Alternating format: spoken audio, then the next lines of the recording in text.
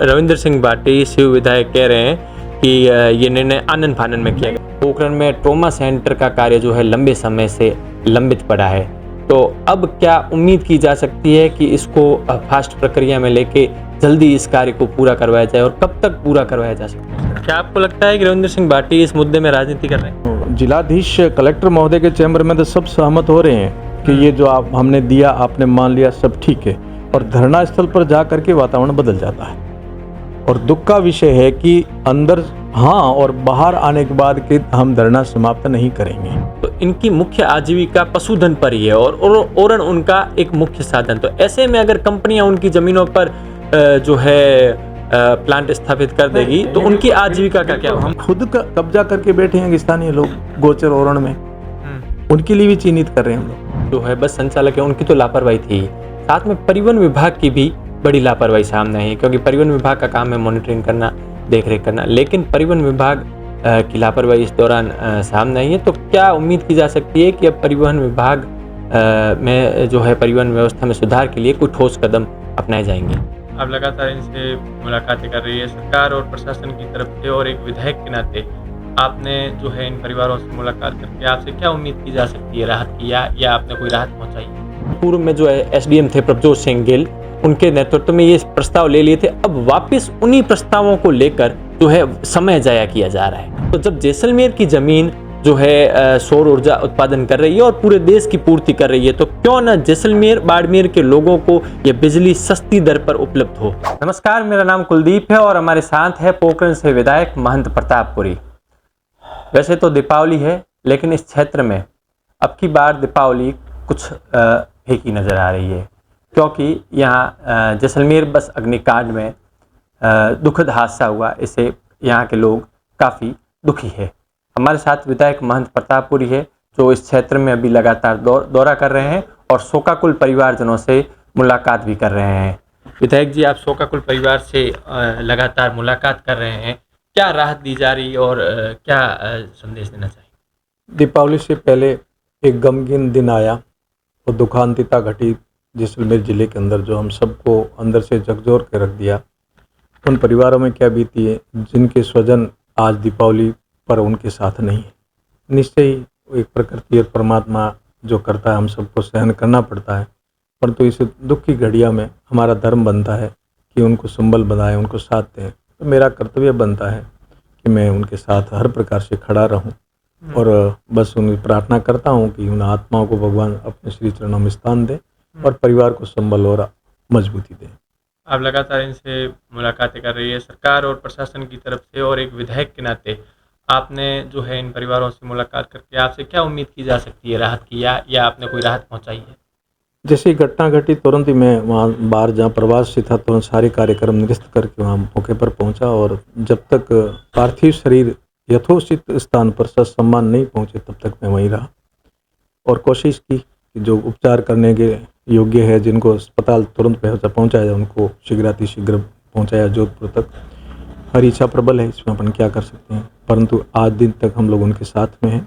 अभी जो भी हो सकता है, सरकार ने, माननीय प्रधानमंत्री जी ने भी इस दुखांतिता पर शोक प्रकट किया है और आर्थिक सहयोग किया है, माननीय मुख्यमंत्री जी ने भी किया है। और एज ए विधायक के नाते मेरे क्षेत्र अधिकार में, मेरी विधानसभा में जो भी काल कलवित हुए हैं, उन सब परिवार जनों को मैं मेरे राजकीय कोष से, एमएलए कोष से निश्चय ही उनके आवश्यकता अनुसार सहयोग करेंगे।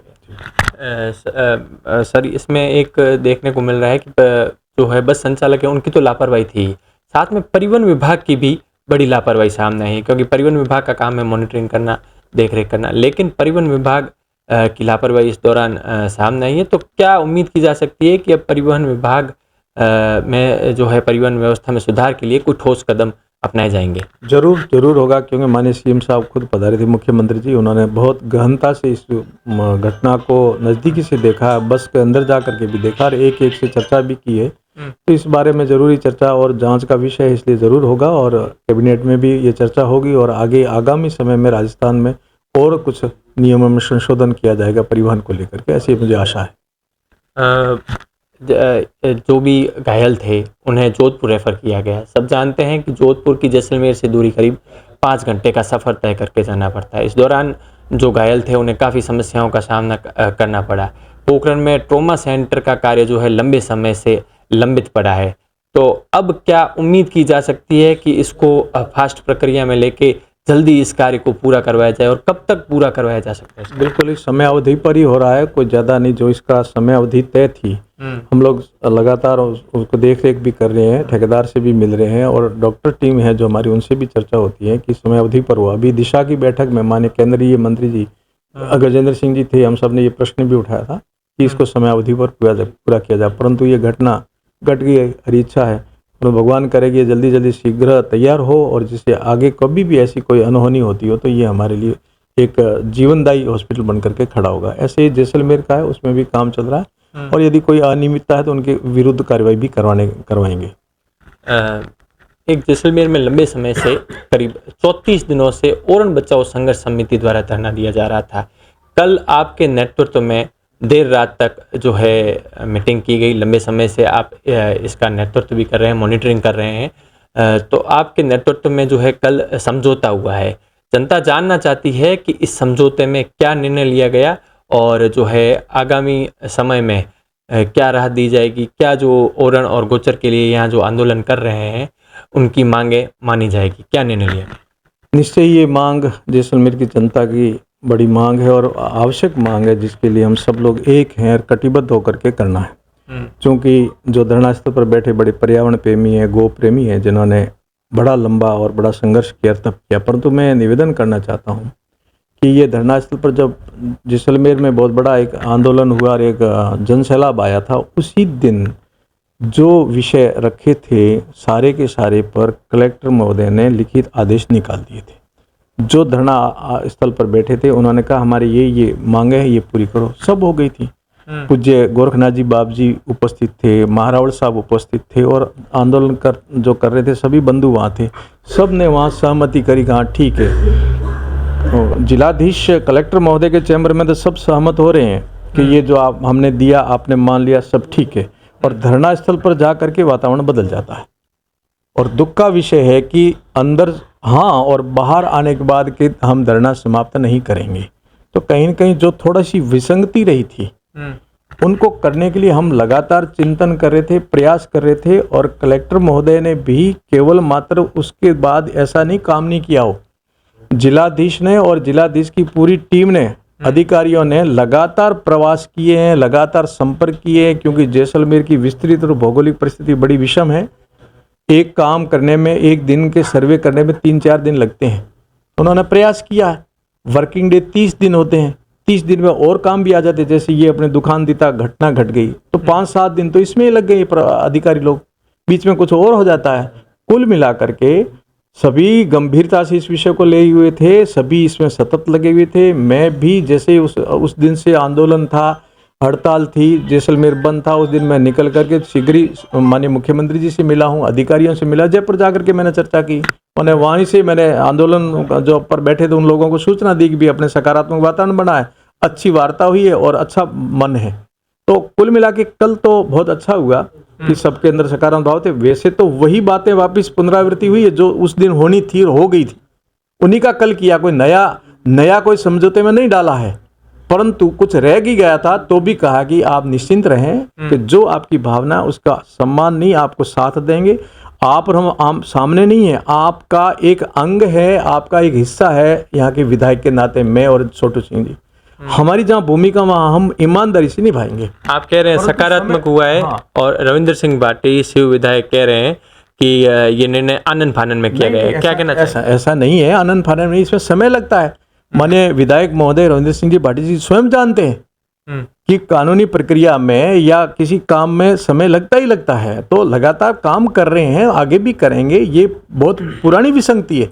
छोटे क्षेत्र की या छोटी समस्या होती तो अभी निवारण हो जाता, परंतु ये सेटलमेंट के समय की जो भूलें हैं, ये आज की तो है नहीं, हमारे कार्यकाल की तो है नहीं, ये तो बहुत पुरानी भूलें सेटलमेंट के समय की, और इतनी विस्तृत है।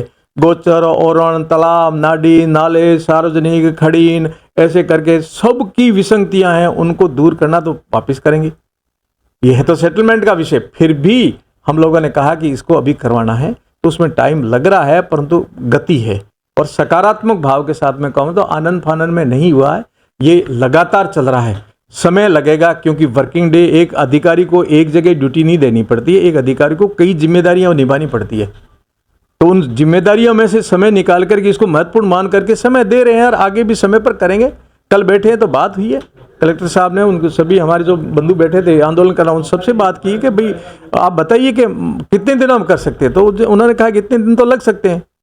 मैं उदाहरण के तौर पर कहता हूं, जैसे 12 हमारी फाइलें आई है वापस कांग्रेस के कार्यकाल में क्या हुआ, अंतिम दिनों में एक तो अधिकारी बहुत अच्छे थे, अपने क्षेत्र के ही हैं, जो बहुत अच्छे जानकार है, मैं नाम लूंगा तो उचित भी नहीं लगेगा, परंतु वास्तव में ऊर्जावान है और बहुत सकारात्मक विचार के अधिकारी हैं।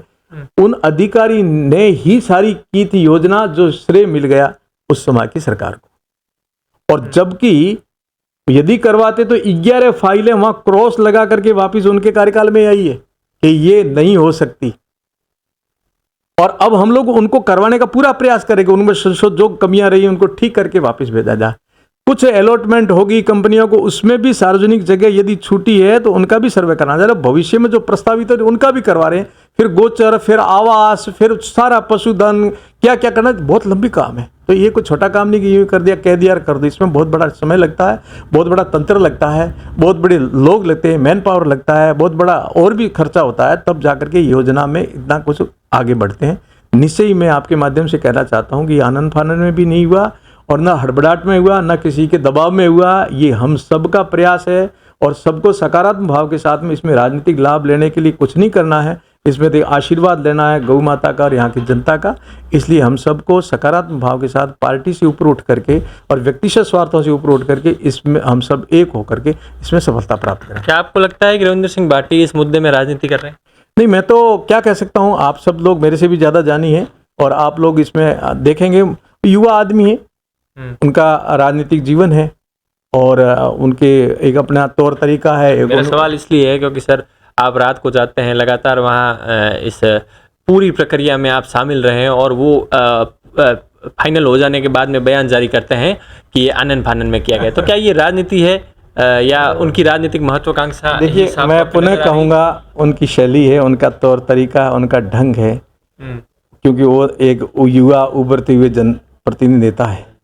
उनको भविष्य में राजनीति कैसे रखनी, किस तरीके से रखनी, वो उनका विषय है और वो अपने ढंग से करते हैं तो वो अपने ढंग से देखेंगे। पर मेरी तो ये है कि चिंता और चिंतन मैं उनका भी करता हूँ, आम जनता पर करता हूँ। मेरा कर्तव्य बनता है कि दूरदर्शिता को देखते हुए मुझे मेरी भूमिका एक संत के नाते निभानी है। मुझे कोई ऐसा तो नहीं है कि मैं जनप्रतिनिधि हूँ, मैं पहले धर्म है, संत हूँ और उसके बाद मेरा कर्तव्य बनता है, मेरी ड्यूटी बनती है। कोई जिम्मेदारी मिलती है तो उसको बखूबी निभाऊंगा, चाहे बासन पीर हो चाहे धरना स्थल हो। बासन पीर में यदि प्रतापरी गुरु पूर्णिमा छोड़ के आया था और यदि इस समय यदि दीपावली का पर्व छोड़ करके आया हूँ तो मैंने कोई एहसान तो नहीं किया है। ना मुझे ऐसी लालसा है कि मेरे को पॉपुलर होना है या प्रसिद्धि पानी या वोट लेने हैं। मैं तो पहले भी आया था, छत्रेल के समय भी आ गया था, आज से 20 साल पहले, अब भी आऊँगा और आगे भी आऊँगा। तो वो तो उनकी शैली है, अपनी युवा नेता है, अपने तौर तरीके से जो भी करें। जैसलमेर के साथ इस सर पोखरण में भी ओरण और गोचर का मसला है। प्रस्ताव अभी हाल ही में एसडीएम लखावत के नेतृत्व में पोखरण में जो है कई जगहों के प्रस्ताव लिए गए हैं। मेरी कई सामाजिक कार्यकर्ताओं से बात होती है, उन्होंने कहा कि ये प्रस्ताव पहले भी ले चुके थे, पहले जो पूर्व में जो एसडीएम थे प्रभजोत सिंह गिल, उनके नेतृत्व में ये प्रस्ताव ले लिए थे। अब वापस उन्हीं प्रस्तावों को लेकर जो है समय जाया किया जा रहा है। दो प्रसंग है, एक तो है हमारा जो राजस्व और दूसरा उपनिवेशन। अपने पोखरण की जो क्षेत्र है दुद्दू, आसकंदरा और है, तो वो उपनिवेशन में गया है। उपनिवेशन के लिए हमें अलग से मेहनत करके उस विभाग से संपर्क करके इनके बारे में लाना है। और राजस्व में है, उनका यहाँ से करवाएंगे, हम लोग पूरी मेहनत कर रहे हैं। दूसरा मुझे दुख का ये भी हो रहा है कि कंपनियों का तो हम विरोध कर ही कर रहे हैं और करना भी चाहिए, जहाँ कंपनी को उचित स्थान वहीं दिया जाए, नहीं तो आने वाला हमारा सारा ढांचा बिगड़ जाएगा। परंतु हम जो खुद का कब्जा करके बैठे हैं स्थानीय लोग गोचर ओरण में, उनके लिए भी चिन्हित कर रहे हैं हम लोग। कंपनियों से मुक्त भी कराएंगे और जिन्होंने अतिक्रमण कर रखा है उनसे भी मुक्त होनी चाहिए।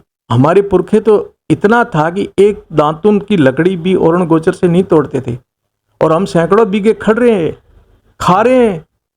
तो ये भी तो पाप है। इनका जैसे आजीविका है अपने इस क्षेत्र में अगर देखा जाए तो पशुधन के ऊपर ही जो है ज़्यादा रोजगार है, क्योंकि पानी तो इतना है नहीं, तो इनकी मुख्य आजीविका पशुधन पर ही है और ओरण उनका एक मुख्य साधन। तो ऐसे में अगर कंपनियां उनकी ज़मीनों पर जो है प्लांट स्थापित कर देगी तो उनकी आजीविका का क्या होगा? हम लोग इसलिए लगे हुए हैं कि पहले हमारे यहाँ का जो व्यवस्था रही है गोचर ओरण को संरक्षित रखना है, परंतु गोचर ओरण को कंपनियों से पहले अपने लोग खा रहे हैं ना,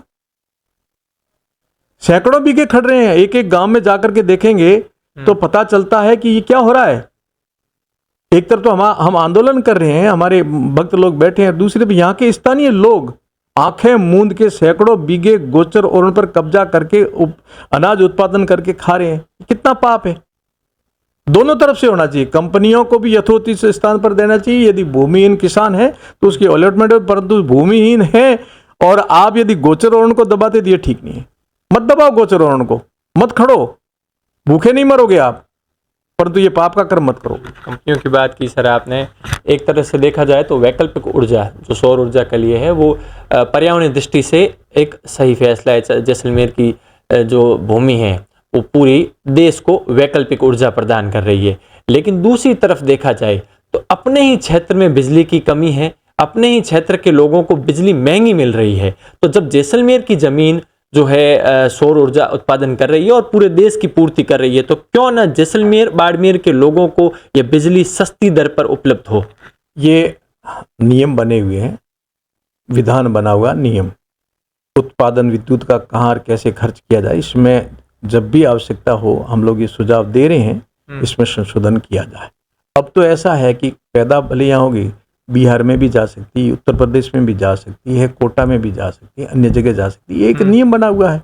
तो जब तक इसमें थोड़ा सरलीकरण नहीं होगा तब तक यहाँ स्थानीय लोगों की इस मांग का पूर्ति नहीं कर सकते। परंतु विद्युत की पूर्ति करने के लिए यहाँ जो 11 GSS आए हैं वो हमारे लिए जीवनदायी बनेंगे, परंतु धरातल उतरने में टाइम लगेगा।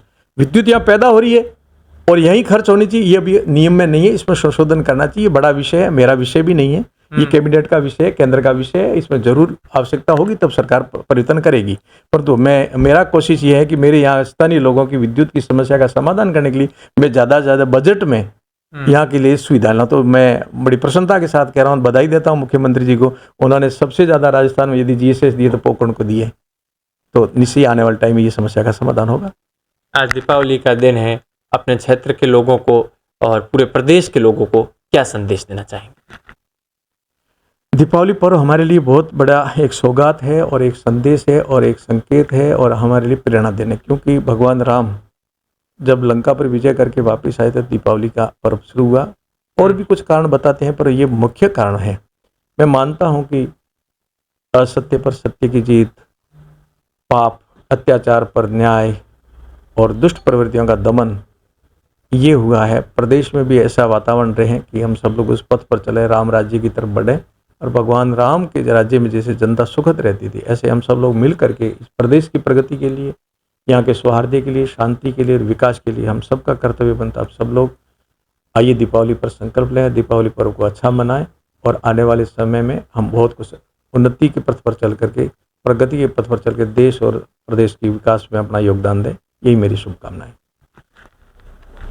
तो ये थे महंत प्रतापपुरी, पोखरण से विधायक है। आज दीपावली का दिन है, जो कल जो है ओरण और गोचर जो जैसलमेर की ज़मीनें हैं उनको लेकर कल समझौता वार्ता हुई। और इसके साथ ही हाल ही में जैसलमेर बस अग्निकांड में जो दुखांतिक जो लोग जिनके परिवार के लोग नहीं रहे हैं उन शोकाकुल परिवारजनों से ये इन्होंने मुलाकातें की। तो इन मुद्दों पर हम इनसे हमारी बातचीत हुई। मेरा नाम कुलदीप है, आप थार क्रॉनिकल देख रहे थे। शुक्रिया।